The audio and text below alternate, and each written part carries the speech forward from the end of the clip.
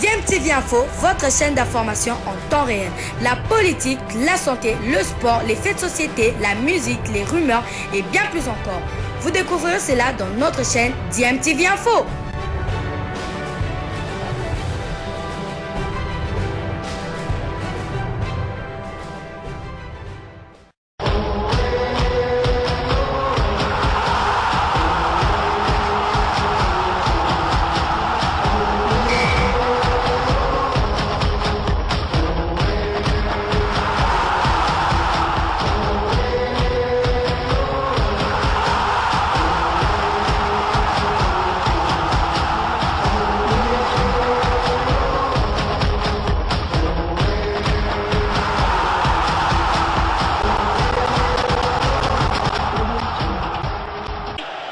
Vous êtes sur DMTV, bonjour ou bonsoir, tout dépend de l'heure à laquelle vous nous suivez. Tout le plaisir est pour nous de vous retrouver et de savoir que vous êtes nombreux en train de suivre votre chaîne YouTube DMTV. DMTV qui vous propose un retour du côté des léopards de la République démocratique du Congo et une analyse que nous voulons partager avec vous. Quel sélectionneur pour les léopards de la République démocratique du Congo? Quelle est votre préférence? Il faut chercher un sélectionneur parmi les nationaux ou parmi les expatriés. En tout cas, le débat est très houleux en ce moment même en République démocratique du Congo, où certains estiment qu'à 2 mois des éliminatoires de la Coupe du Monde Qatar 2022, il serait quasiment difficile de trouver un expatrié qui accepte ou qui soit à même de reconstruire cette équipe des léopards de la République démocratique du Congo. Alors, vaudrait mieux recourir aux nationaux, peut-être un collège des sélectionneurs, c'est une idée qui a été lancée notamment par le coach Guillaume, qui ne s'est pas exclu de faire partie de ce type d'organisation, de ce collège pour diriger le staff technique en vue des échéances qui viennent. Alors d'autres par contre pensent qu'il faut un entraîneur expatrié qui a de l'expérience et qui peut construire une belle équipe de léopards de la République démocratique du Congo et nous permettre pourquoi pas de nous qualifier pour la prochaine Coupe du Monde Qatar 2022. Je rappelle que la RDC court depuis 1974 à sa 2e participation à la Coupe du Monde, ce qui n'arrive pas. Qu'est-ce qui peut expliquer cela?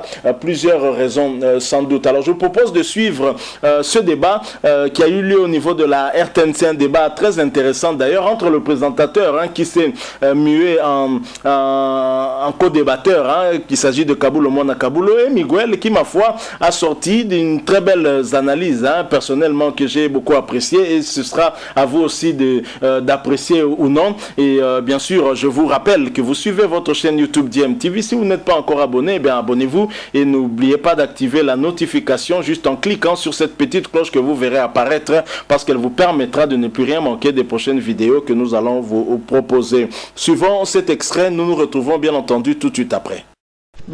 L'orientation de notre football. Et lui, Omar a même dit la politique sportive est inexistante en République démocratique du Congo.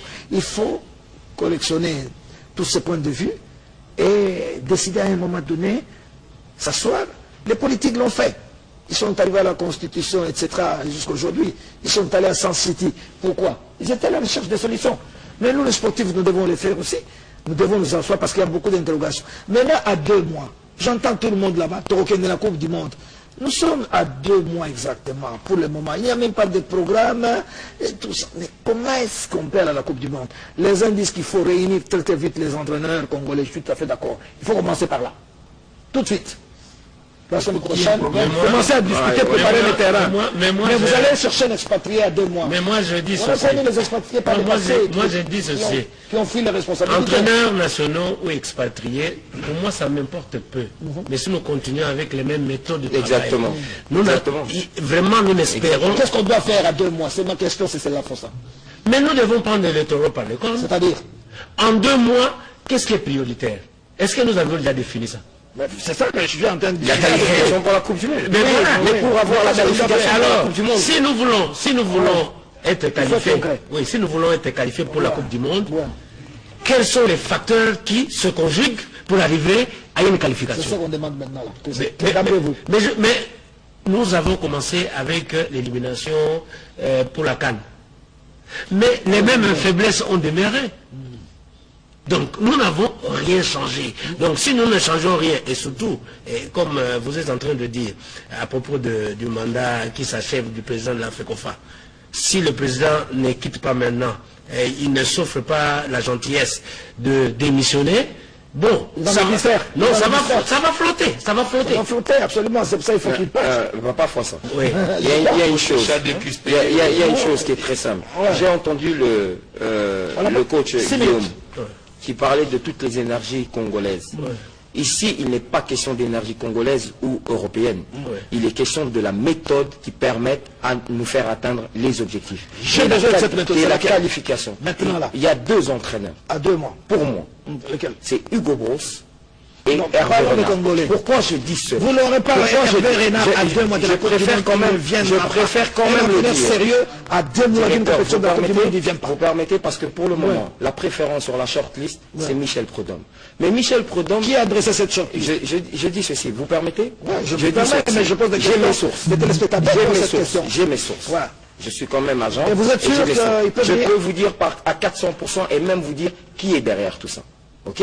Donc je suis en train de vous dire. Je dis ceci. Permettez-moi que je puisse terminer pour que les Congolais qui nous suivent comprennent. Oui.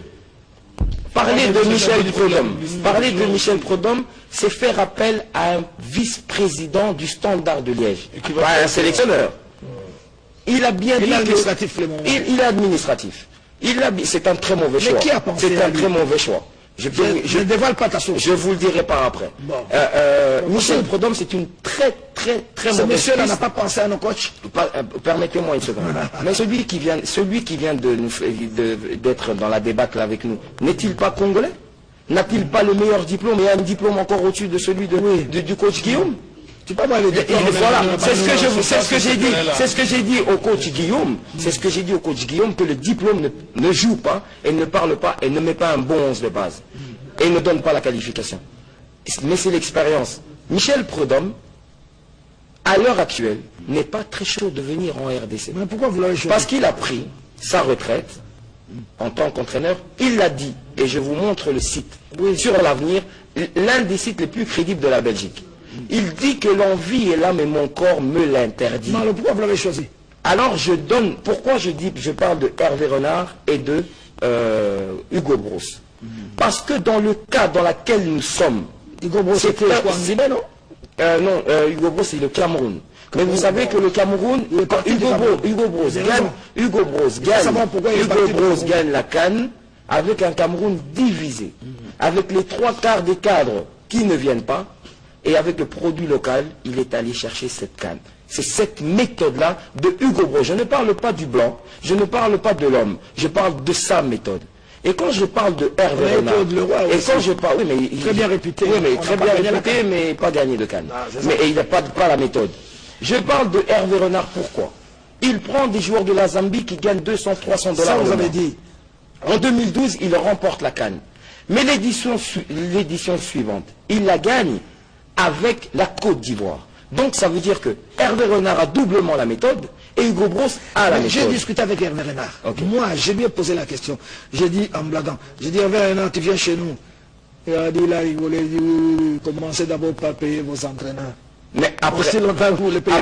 Donc c'est pour vous dire. Ça m'étonnerait, Miguel. Bon, il a été adjoint de Claude Leroy sur le Congo. Et maintenant, il est au Moyen-Orient, il est à l'Arabie Saoudite. Exactement. Moi, je crois qu'il ne va pas laisser tomber les... Alors, je voudrais juste, personnellement, à 2 mois, je prends Hugo Bros. Parce qu'il a cette méthode-là. Il faudra qu'il accepte. Il peut accepter de prendre l'équipe à 2 mois. Et pour mettre la qualification. Mais c'est un homme de défi. C'est un homme de défi. Je voudrais qu'on arrête avec ce débat. On a déjà. qu'on arrête avec ce débat. On a connu un cas avec Nouzaré, qui a accepté de prendre l'équipe nationale à 15 jours de l'entrée en compétition.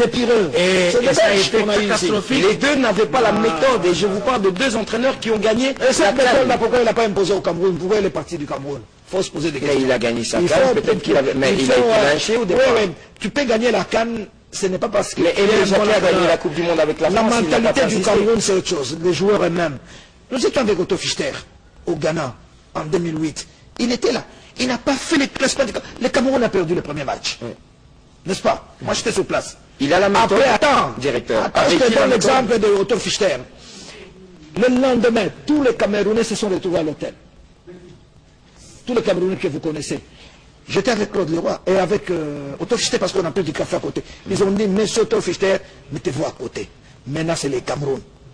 Ils ont dit, c'est les Cameroun, mettez-vous à côté. Il s'est mis à côté, moi j'étais avec eux, on a pris du café. Les Camerounais eux-mêmes, tous les anciens joueurs, ont monté l'équipe. Ils ont reconduit les Camerounais, ils ont dit, monsieur Otto Fichter, voici l'équipe qui joue cet après-midi. Et l'équipe des Cameroun s'est retrouvée en finale. C'est pour vous dire que, attention, les coachs congolais, il faut... Moi, je suis pour la méthode de Guillaume. Dès demain, après-demain, d'ici la fin de la semaine, qu'on appelle tous ces talents-là. Le président doit transcender ses sentiments.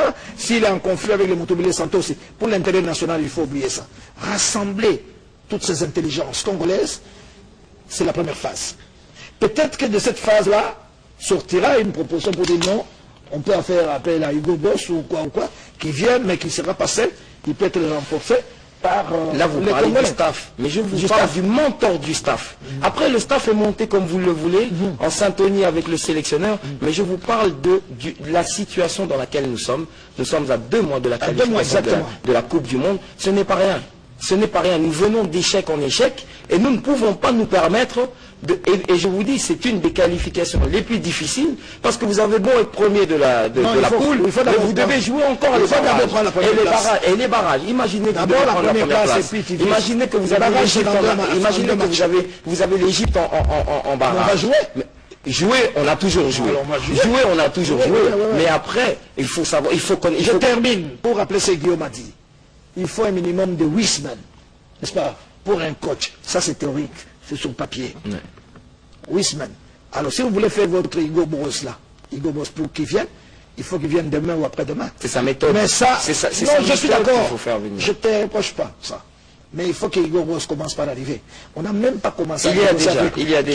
Qui va négocier avec lui? Il y a déjà. C'est lui qui négocie. Est-ce qu'il a l'accord du ministère? Parce que c'est le ministère qui engage l'entraîneur.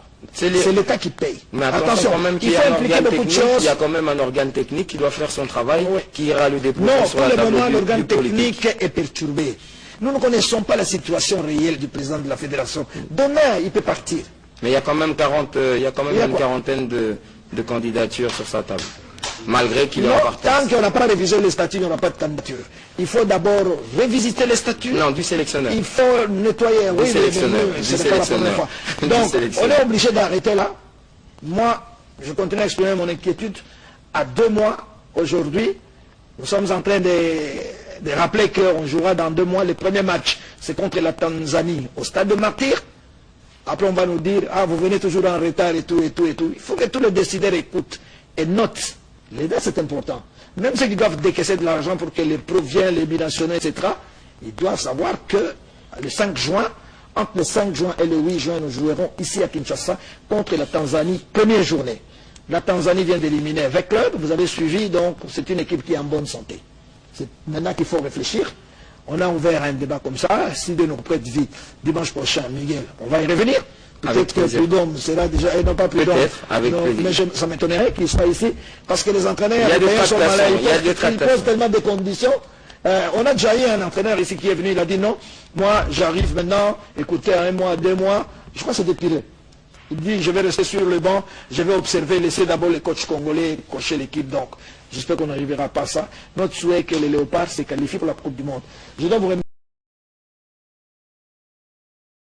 Voilà, nous sommes de retour. Vous venez de suivre cet extrait, ce débat. Toujours la problématique entre les entraîneurs nationaux et les expatriés. Quel serait le choix judiciaire que nous devrions faire, bien entendu. C'est vrai qu'au moment de ce débat, on parle plus de Michel Prudhomme. Michel Prudhomme, l'ancien gardien de but des Diables Rouges de la Belgique et de l'équipe de Malines en Belgique, club de la Jupiler Pro League, première division de Belgique. Lui qui assume actuellement le rôle de vice-président au niveau du Standard de Liège, le club de Merveille Bopé Bocadi et de Jackson Mouleka. Mais ce dernier a décliné l'offre. Alors au-delà du fait qu'il ait décliné l'offre, est-ce que Michel Prodhomme était l'homme de la situation? Je rejoins Miguel en tout cas en disant, de mon humble avis, non, parce qu'il n'a pas cette expérience africaine et ce n'est pas à 2 mois d'une compétition majeure ou des éliminatoires d'une compétition majeure qu'on va recruter un entraîneur qui n'a pas d'expérience des clubs ou des équipes africaines. Je pense qu'un entraîneur, oui, peut être aussi expérimenté peut-être en Europe, mais aura besoin d'un peu plus de temps pour s'imprégner de la manière dont le football africain se pratique et est organisé.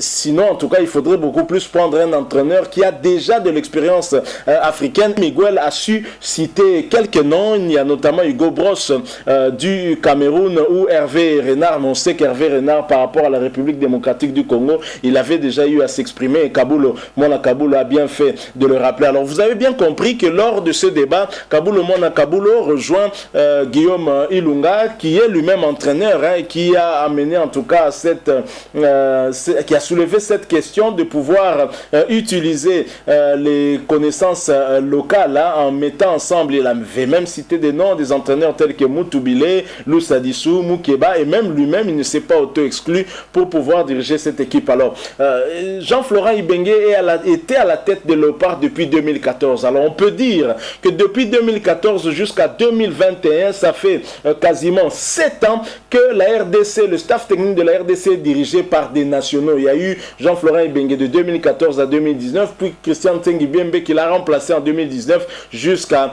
maintenant. Et Christian Tengibiembe, c'est l'entraîneur le plus diplômé de la République démocratique du Congo. Il s'embombe le torse. Mais pour quel résultat? Quel résultat avons-nous obtenu? Est-ce que la République démocratique du Congo finalement va à la compétition de la Coupe d'Afrique des Nations que pour au mieux finir 3e? Je ne pense pas. Nous avons bien des ambitions de gagner une fois de plus cette coupe-là, puisque la dernière fois que nous l'avons remportée, c'était en 74 et beaucoup de Congolais de la nouvelle génération n'ont fait qu'entendre ça dans les histoires et n'ont pas vécu ces coupes-là, alors que nous voyons des équipes comme la Gambie, des Cameroun en gagner autant. Donc c'est quand même triste. Nous avons besoin que l'image de la République démocratique du Congo soit redorée. Actuellement, la RDC ne fait plus peur. Bien sûr, on peut avoir un projet à long terme, mais sur le coup, nous sommes un peu pressés. Nous avons besoin d'un entraîneur expérimenté qui a l'expérience de l'Afrique. Et à mon humble avis, je préfère un entraîneur expatrié, de préférence blanc. C'est pas une question de couleur, c'est vrai, mais nous savons que lorsque nous utilisons des entraîneurs congolais, au-delà de tout ce qui est aspect technique ou aspect tactique dont l'entraîneur peut gérer, il souffre de ce problème de manque d'organisation qui peut tourner autour. Alors qu'un entraîneur blanc, par exemple, sait vers quelle autorité s'adresser directement et l'autorité pourra le recevoir sans trop rouspéter et échanger avec lui, notamment apporter des solutions par rapport au Léopard de la République démocratique du Congo. On a vu, par exemple, Claude Leroy être en contact directement avec le chef de l'État parce qu'il a compris comment les choses marchent ici en Afrique. Et vous voyez Jean-Florent Ibenge ou Christian Tengibiembe dire non, peut-être au président de la FECOFA si ce dernier vient lui imposer un joueur. Donc c'est un peu tout ça aussi, des situations à laquelle nous devons aussi tenir compte si nous voulons réellement que la RDC puisse évoluer d'un cran. C'est un point de vue, c'est la lecture que je fais depuis que nous avons des sélectionneurs congolais à la tête. Jean-Florent Ibenge a souffert de plusieurs mois d'arriérés de salaire. Christian Tengibiembe, mais vous sentez bien qu'il a la peur au ventre quand il s'adresse au président de la Fédération congolaise de football. Un autre entraîneur, un expatrié peut-être d'expérience, va respecter bien entendu l'autorité que représente le président de la Fédération, mais ne va pas courber les chines face à lui et le laisser s'ingérer dans son cercle de pouvoir. Je vais dire, le staff, c'est à l'entraîneur, c'est à lui d'organiser son staff et c'est à lui aussi que revient la charge de gérer son équipe. Donc voilà, donc ce sont des questions à laquelle nous devons également aussi penser